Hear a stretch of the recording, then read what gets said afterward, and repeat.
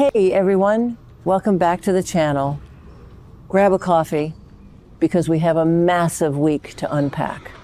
So let's just start with the absolute wildest news first. John Oliver is coming to Salem. Yes, that John Oliver, the Late Night Tonight guy. He's making his dual debut this week, August 10th through 14th. He's going to be in a mystery role on Tuesday, Wednesday, and Friday. And honestly, I am so here for it. But also, what were they thinking? He just finished that stint on General Hospital playing a WSB honcho named Z. So is he playing the same character? A crossover? Probably not because of legal reasons, but you never know with soaps these days. The spoilers say his character is going to be heavily involved with EJ DiMera. And let's be real, EJ needs all the help he can get right now. Or maybe John Oliver is playing someone who is going to make EJ's life even worse, which, frankly, I would love to see. EJ is just spiraling completely out of control. Speaking of EJ spiraling, Maggie Carney is back as Rita this week. Rita, the ultimate DiMera fixer, she and EJ are going to take some drastic action on Friday, August 14. And they kind of have to, because EJ's entire life is a dumpster fire right now. He planted those tainted Coracil pills in Holly's bag to cover up his pharmaceutical mess. And Holly finally finds out the truth this week. She realizes EJ isn't her champion against Amy Choi's lawsuit. He's the actual monster who framed her. I am so ready for Holly to unleash her absolute fury on him. And with Gabi Hernandez bothering him across town just for fun, EJ is cornered. So what is this drastic action with Rita? Are they hiding bodies? Shredding documents? Maybe John Oliver is a federal investigator looking into the Coracil poisonings? Or maybe he's a shady lawyer. Who actually believes this is going to end well for EJ? Because I don't. But let's pivot for a second. Let's talk about the teens. Louis Tomeo is back on the scene as Aaron Greene. Remember Aaron? Tate's best friend. He's back. And he and Ari are planning a surprise outing for Tate and Holly on Wednesday, August 12th. And I just have to ask, why? Have they not read the room? Holly is currently having a total meltdown because she just found out her stepdad figure framed her for drug possession. Tate broke up with her because he didn't believe her. And now Aaron and Ari think a surprise outing is going to fix this? Kids these days. Honestly, I kind of love Ari's chaotic energy lately, especially with her mocking Joy Wesley at the pub a few episodes ago. But this outing is going to be a disaster. A complete and utter disaster. I can feel it in my bones. Short punches, just like that. Boom. And then we have the Alemania hostage situation. Because of course we do. Peter Porty is continuing his stint as Dmitri von Leuschner. He's holding Gwen and Leo hostage. Wraith is over there trying to negotiate. But on Tuesday, August 11, Leo makes his villainous ex a shocking offer. What could Leo possibly offer Dmitri? His loyalty?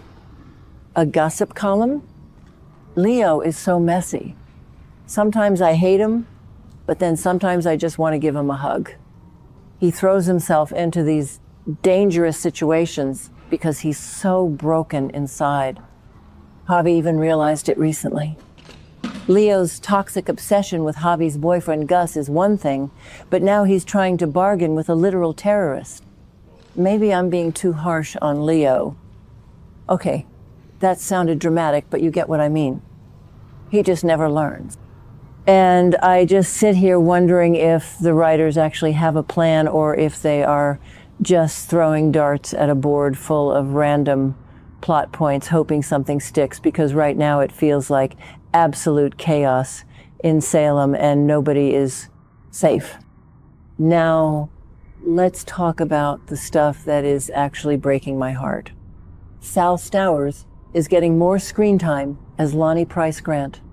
She is comforting a distraught Theo on Monday, August 10, and she visits Jada. And then on Friday, she offers comfort to Abe. And we all know why. It's Lexie. The Lexie storyline. I am honestly so mad at the writers for this. Why bring Lexie back just to kill her again? It is soul-crushing. Nikki Crawford is back as the ailing Lexie this week, sharing emotional scenes with Abe and Theo on Friday. The Versavix cure failed. Dr. Rolf's stupid science failed. And now Lexie is dying. Again, Abe and Theo have already mourned this woman. They already went through the agony of losing her to a brain tumor years ago. And now they have to sit by her hospital bed and watch her fade away a second time? It's just cruel. It's cruel to the characters, and it's cruel to the fans on social media. And I've been following this for a while, and this feels like a new low in terms of emotional torture. EJ promised Theo his mother back. EJ played God, and now Lexie is paying the price. I hope Abe kicks EJ's teeth in. Seriously. I know Abe is a good man, a former cop, a pillar of the community. But EJ deserves a beatdown for this. And Lonnie being there to comfort them, it's sweet, but it's just so heavy. I need a break from the tragedy. I really do. Finally, let's look at Rachel Black. Lorelei Olivia Mote resurfaces as Rachel this week. She opens up to her dad, Brady, about the missing Kristen on Wednesday, August 12. And this is so messed up because Kristen isn't missing. Kristen escaped EJ's kidnapping transport by throwing a dying Lexie into the shipping container, which is a whole other level of evil. And then Kristen disguised herself as Susan Banks and snuck into the DiMera mansion to see Rachel.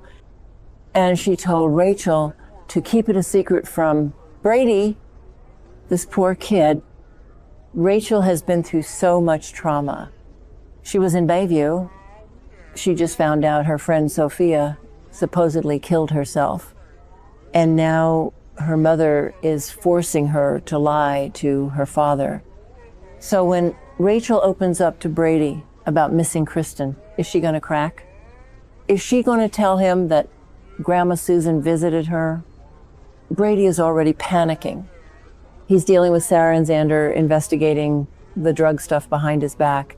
And now he has to deal with Kristen's psychological warfare on their daughter. I change my mind about Kristen every other week.